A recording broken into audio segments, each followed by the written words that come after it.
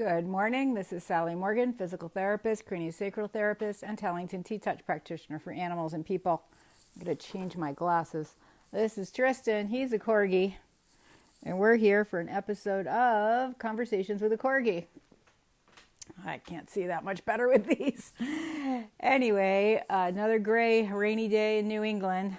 Although, as I was telling one of my friends, I haven't missed a day of doing my 2-mile walk in the entire winter. It's been really good. I think I had one day when I didn't go out after the shoveling, of course. Anyway, we're still, keeping ourselves in our house, and I'm sure many of you are as well. And we're in the middle of a whole lot of things that you can do with your dog in your house because they're the best company there is when you're at home in your house. So one of the things I'd like you to re-explore today is the idea of games with your dog. And in fact, my deck of animal connection cards, which is back up here behind me, which you can get on Amazon, has 52 things that you can do in your house with your dog. There are some things like go for a walk, but there are many things in there, including some of these games that you can do with your dog in your house, which a lot of us are trying to do, be in our homes with our pets. And, they get a little stir crazy as much as you do, unless you're fortunate enough to live in an area where you can take a walk. So today I want to talk about some games that you can do with your dog in the house. And one of the great things about doing these games is that your dog, it's mentally taxing, and you get a little tired doing it, and so does your dog. So you can do it a few times a day and make it really fun. And they're all involved with treats and hiding things. So one of the first ones you can do is, there's several you can do with this. There's a big experiment they've done with dogs to test their intelligence and their loyalty and attachment to people. People have read these results of this test 100 ways. So what you do is take 2 paper cups, or not paper cups, plastic cups, and make it so that they're about 6 feet apart, and you stand in the middle, and you put a treat under one of them, and the dog watches you, but then you point at the not treated cup.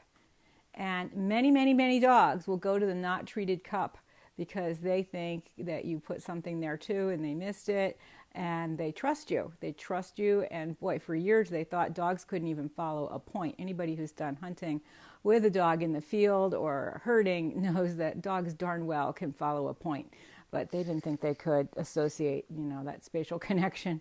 Wrong. So I advocate trying the 2-cup treat thing and seeing if your dog goes to the cup you point to or the one where the treat is. The next thing you can do with cups is get 3 cups, and I have a set of paper cups I do this with, and I have like maybe 5 or 6 of them, but you can do it with 3, and you hide the treat under one of the cups, only put them about 3 feet apart, 2 feet apart, and have your dog run over and find the treat. Okay, once he's got that idea, then you do the shell game with him. You shuffle it up, you move him around, put the treat under one, and then shuffle him everywhere and watch him go and see if he can find the treat. Some dogs get really excited about this, and nearly all of them do find the treat on the first try. This is a little bit of how you teach your dog to do barn hunt. They have the stinky rat droppings in a box, and then no droppings. And, lots of dogs, we dumb people think they're all going to go for the rat dropping box, but they all know the live rat. Hardly ever does a dog not go right to the live rat. Same thing with the shell game. They nearly always go for the treat. So you can start out, especially if your dog is young and silly, with like cheese under there because it smells really strongly. But as they age, we all have seen our dogs become really, really attached to their nose. So you can try using less fragrant treats, which of course to a dog smells super fragrant anyway.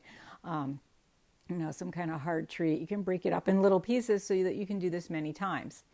And then I love to do the shell game in a room and set it up and then let the dog in and see where he goes to find the treat. Like how quick can he do it? And if you have kids in the house or some other person, you can have them time the dog and do this many times to see how fast he is at doing it. Dogs love this game. Another fun game is once they've got that, hide the treat.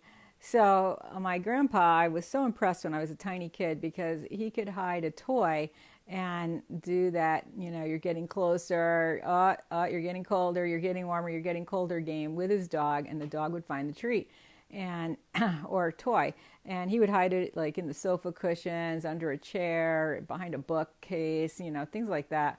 And Lucky was really good at finding stuff. He was a good dog. My first Corgi would do that too. I could put a whole bunch of treats or toys in a pile and ask him to bring me a particular one. And I trained him from very young to do that. And of course, we all know now Chaser the Border Collie, who has like 3,000 words for toys and what to do with them. But that's a fun thing too, to teach your dog names of the toys. And you just start out with 2 or 3 toys and say, Lammy, get the Lammy. And then you play with the Lammy a bunch and you say Lammy a bunch of times. And if you clicker train, you can use that until dog knows Lammy.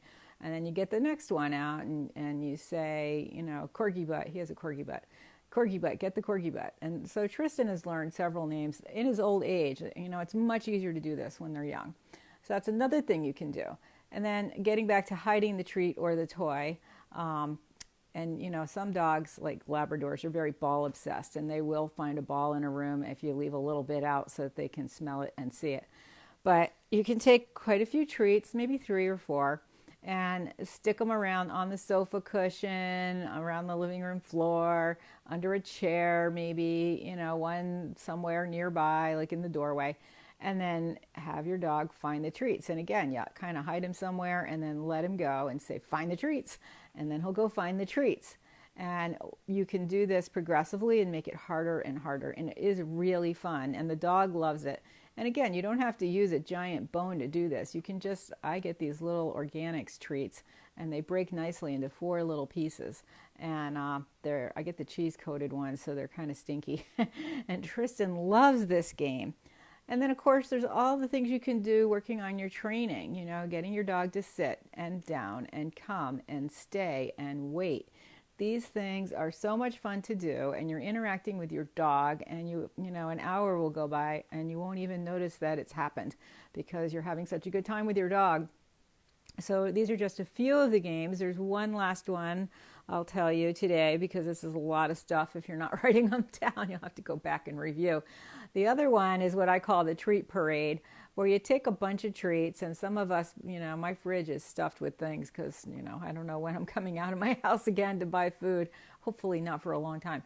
But you take like a piece of carrot, a piece of cheese, one of his hard treats, maybe if you have a little piece of chicken from the other night, piece of broccoli, whatever you've got that your dog might eat.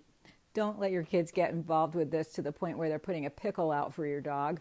But, kids can have a fun time with this too, saying, well, we'll eat a piece of cracker. So you put out like 6 treats in a row and have a couple of each so that you can do this a few times. Put them out in a row, let the dog in the room and see which one he goes for first, and does he even eat them all. This dog would not eat a broccoli if his life depended on it. Even if it was pulverized, he would still spit out tiny pieces of broccoli while he's eating his dinner. So he will never eat the broccoli. But you can put out like 6 treats and then let the dog go and see which ones he likes. And once you've done this a few times, there's usually pretty high correlation of his favorite time after time. Then you know what his favorite treat is, and that's what you can use to train things that are more difficult for your dog, that he may be a little scared or nervous or, whatever. And if he's not liking some of the other games, like the shell game where you put the treats under the cup, use the high value treat, the one he likes the most, and see if that makes it more fun for him. And you can do these things with every age dog, every kind of dog. You can do it with cats. You can do it with bunnies. In fact, some of these games I started doing first with rabbits because I found out that rabbits are much smarter than anybody ever thought they were. They can do anything a dog can do. And I mean, they are just amazing pets. So have some fun with some dog games. Let us know how it goes. And we'll be back again tomorrow. I have a whole bunch of things that you can do at home while you're trapped in your house with your pets. Right, Tristan? He says, yeah, but we're like that a lot. We are so lucky that we can take our long walks every day, and today it's going to be raining in the afternoon, and we're jogging almost almost a quarter of a mile now in our walks, which is very exciting. When we ever do agility again, we'll be speedy. Right, Tristan? Right. He has a lot to say about that. He likes agility. And if it ever stops snowing, I'm going to put my jumps out. But it keeps snowing, so I haven't put them out yet. We might be able to get Corgi music again. I don't know. It's very cranky. I have to have it plugged into the wall. So thanks for joining us. Everybody have a great day. Enjoy your time with your pets. Be grateful that you have them to spend time with, and stay safe. Thanks for joining us. We'll see you tomorrow.